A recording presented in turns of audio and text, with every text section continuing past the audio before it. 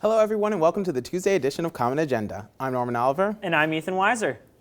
Spring has officially sprung here in Boston, Massachusetts, and you know what that means. Time to celebrate with the barely above freezing temperatures by busting out your t-shirts and tank tops. That's right, Ethan. It's time to finally leave the comfort of the indoors and explore the glorious outside world. Go outside and smell the roses and take a few moments to lay peacefully in the grass. Wait, Norman, did you say grass? I did. I thought that grass was just an urban legend. No, Ethan, grass is very real. What a time to be alive.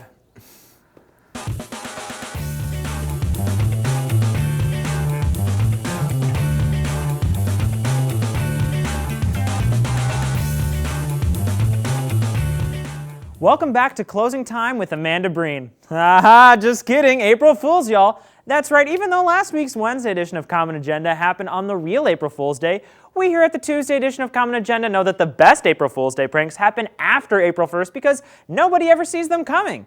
So in honor of April Fools, here are a few news stories that may or may not just be elaborate April Fool's Day jokes. Ever wonder what happened to the Peanuts after they grew up? Now you don't have to. On Sunday, some Emerson students performed the play Dog Sees God, Confessions of a Teenage Blockhead in the Multipurpose Room. The show got incredible reviews, and if you weren't lucky enough to catch it, don't worry. There are clips available online if you go check out their Facebook page. Good grief. Brace yourselves, Castle kids. Castile Well is so 2000 and late. Now it's time for Emerson's next big thing, the Global Pathway Program. The new Study Abroad program will offer courses in Amsterdam, France, Greece, Ireland, and Mexico. Courses will be led by existing Emerson faculty with subjects ranging from the Diary of Anne Frank in Austria to writing workshops posed at the edge of the Greek islands. Sorry, Castle Well kids, I know you're obsessed with moats, but I'm definitely going to have to go with this one. Visit the Emerson International Study External Programs website for more information on how to be a part of it all. If you had any doubt on how infuriatingly talented some of your classmates are, a group of performing arts majors attended a theater conference and won several major competitions. Get this, without any preparation beforehand. Emerson's team went to the United States Institute for the Theater Technology without knowing that there would be competitions at their conference. But of course they decided, what the hey, and competed in the Tech Olympics anyways, taking first place, then sweeping at individual contests for lighting and stage management. Who even does that? While this winter weather has been leaving most of us feeling blue, some Emerson students have been spreading awareness and good spirits by actually being blue. April 2nd was World Autism Awareness Day, and Emerson students dressed in blue to show their support. Even the Emerson's theater spotted blue lights for the day, and graduate students from the Communications Sciences and Disorders Department and Disability Services Office used informational posters, ribbons, and giveaways to educate students. Their passion really blew us away. In addition to being Autism Awareness Day, April 2nd also marked the event we've been talking about for a couple weeks now here on Common Agenda, the Green Gala. The gala showcased sustainable food, fashion, and entertainment, all contributed by Emerson's organization and alumni, setting the goal of teaching others the importance of green living. The event featured 120 performers and was attended by an incredibly large number of Emerson students who hopefully now know a little bit more about recycling and sustainability. And now here's Javi Rodriguez with After Emerson.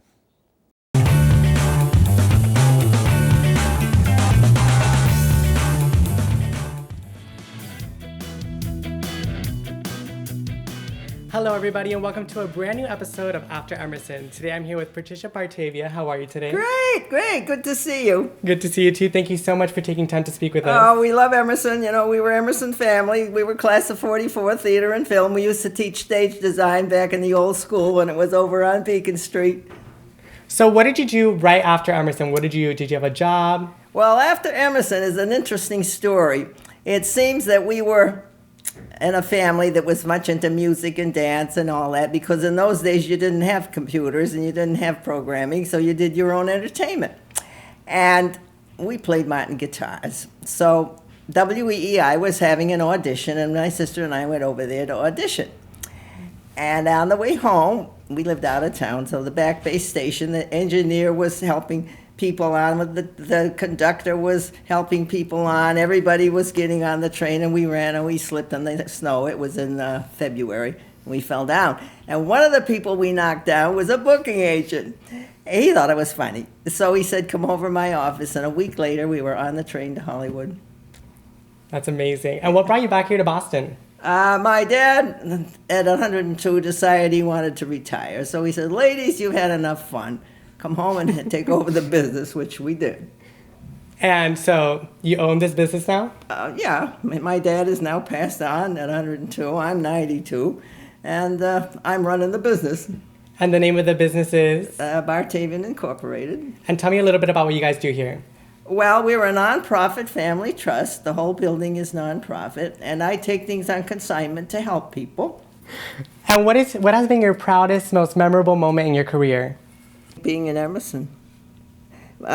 See, the situation there was when we thought we needed to get some background in theater. At that time, the school was over on Beacon Street. So we went over to Beacon Street, and when we walked in the door, the president at that time was Ross, Dean Ross. And when we walked in the door, my mother looked at Ross, and Ross looked at her, and it seems that he was the dean in Oberlin when she was at Oberlin College. She was poet laureate at Oberlin. So they knew each other immediately, and at that point, my sister and I could do anything. It was wonderful. We had so much fun there. It's a great, great school.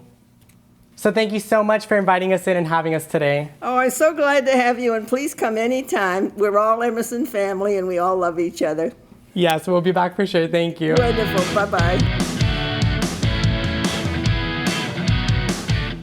Thank you so much, Common Agenda. Back to you guys. Hi, I'm your in-studio correspondent, Rivka Herrera, and today we're in the studio with Ashlyn Lillerbridge talking about Project Heal. Thank you so much for having me here today. No problem. We're really excited. We want to know a little bit about what Project Heal is, though. Could you tell us? Yeah, definitely. Project Heal is an organization that focuses on eating disorder awareness and also kind of body positivity and all different things. It's really about kind of bringing people to accept who they are, accept their bodies, like no matter what they're dealing with or what kind of body shape they have. A lot of it is what we fundraise for is actually sending to girls with eating disorders to get recovery and treatment. Awesome. Did you specifically get involved with that organization? I actually sent in a volunteer application to the Rhode Island chapter because I'm from Rhode Island, and I started off working on their creative awareness campaign with the hashtag Not Feared. So. Great.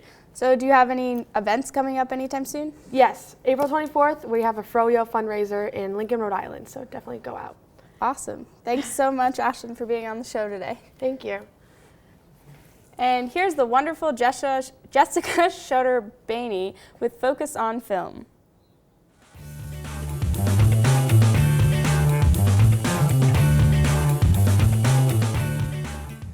Welcome to this week's episode of Focus on Film. I'm your host, Jessica Shorter-Bunny, and today we are focusing on the film Wide Eyes. And now I have the pleasure of sitting down with the director and editor, Yasmina Hilal. Thanks for sitting down with us Thank you. How are you? I'm good. How are you? I'm good. Okay, so first, can you give a little summary of your film? Okay, so two of my close friends, I decided to take pictures of them and make it like an animation thing. So I visited New Jersey over spring break, and we went to an abandoned warehouse, and we took around 1,700 pictures. So what inspired you to make the film? Was it just to practice the stop motion style, or do you have a story you wanted to get across? So I'm really into pictures and cinematography, so I wanted to try to combine them both, and I've never done a stop motion before, so I was really excited to do it. What made you want to do the film in the stop motion style? Like you said, you hadn't done it before, so It was either I do an animation or I do stop motion for the project, but I decided to use my photography skills and do the stop motion. So have you done a lot of photography in the past? Yes, I have. I've actually sold in galleries. Oh, yeah, for my artwork, and I've been practicing it since I was 13. So I have a love for it. So this film, unlike other stop animation films I've seen before, instead of using pieces of paper or clay, you use actual people. So is that sort of a challenge? No, because I like to work with people. I don't like taking a lot of pictures of spaces. I'm more of a people's person, if you want to say it like that. And they already were a great help, so I want to thank them both. I'm just gonna say Mia and Sean. You said you hadn't done any other stop motion pictures before. Do you plan to do any more in the future, maybe? I do think so, because I got a lot of support, and a lot of people really liked it, so it's exciting to do something new, to challenge yourself, just not with pictures, but with movies, but in pictures. Yeah. This is fusing the two things that you love the most. And could you just sort of go through some of the other artistic choices you made in the film, such as like choosing the actors, what the actors are wearing? I'm a big fan of paint, and so she's an actual dancer, so I told her that I want her to wear the leotard so that we can have paint all over her body, and it shows because she's like kind of nude in a way. It was like raw. But what would your dream job in the film industry be, and where do you see yourself going after Emerson? I hope I become a director of photography, so that's what I want to do. I want to go for my passion. Well, your passion really came through in the film, so thank you for sitting down with us today. I really Thank you so much. Well, that's going to do it for this week's episode of Focus on Film. I'm your host, Jessica Shirtabunny, signing off, and I'll see you next week. Welcome back to the Common Agenda. This past Sunday was Easter, which means it's time to pause and reflect on the cultural significance of this holiday. You see, as many of you know, Easter Sunday marks the one day that is culturally acceptable to eat peeps. That's right, you've got another 363 days to go before you can indulge in those sweet, sweet marshmallow chicks. To help ease your burden of waiting, here's a few upcoming events that will help keep you occupied until next Easter, and that'll hopefully keep you distracted from that stomach ache you got from eating all that crappy candy on Sunday.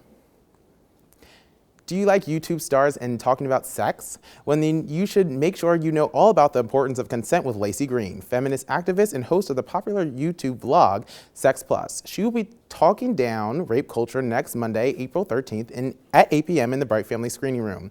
Be sure to stop by as long as you consent. The Bright Lights Showcase is continuing its aggressive warpath of high-end artsy film premieres for Emerson students with the showing of Pride tonight at 7 in the Bright Family Screening Room.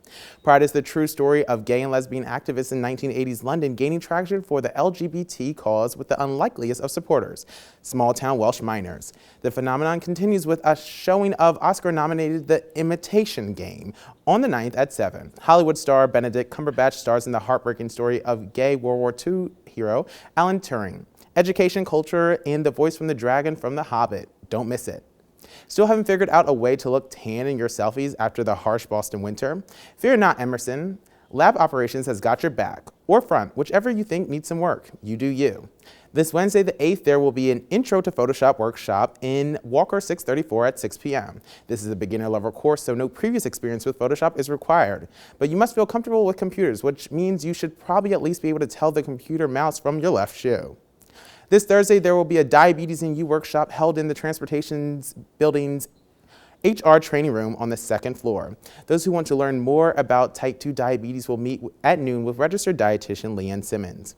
Simmons is a diabetes trainer who will help address the national diabetes issue by educating those attending about how to best avoid the diagnosis, or how to live with it if you've already been diagnosed. Email Trisha Kennedy or call Emerson Extension 8124 if you plan to attend.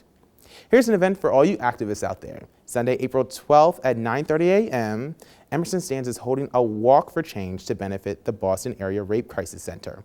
In addition to walking, there will be community building activities, arts and crafts, and live music. All Emerson students are welcome to take the free bus to and from the event at Artisani Park. And if you want to walk, just visit www.emerson.edu/VPR to sign up. Be sure to come on down and to support a good cause. Thanks for tuning into this Tuesday edition of Common Agenda. Make sure you tune in tomorrow to catch all the stories Ethan and I couldn't get around to talking about tonight. Now, Norman, I don't know if you could figure which one it was, but I will say that one of those news stories that I was talking about was totally a belated April Fool's Day joke.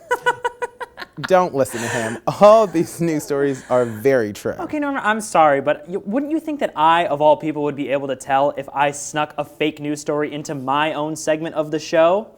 Ethan, I don't understand what you're getting at because this bit really isn't funny at all whatsoever. What bit? I'm not doing a bit. This is just a completely normal section of the show where I address that one of those news stories was fake. Do you hear any laughter? Well, I thought it was funny. Of course you did, Ethan. Of course you did. Well, thanks for watching and have a great night, everybody.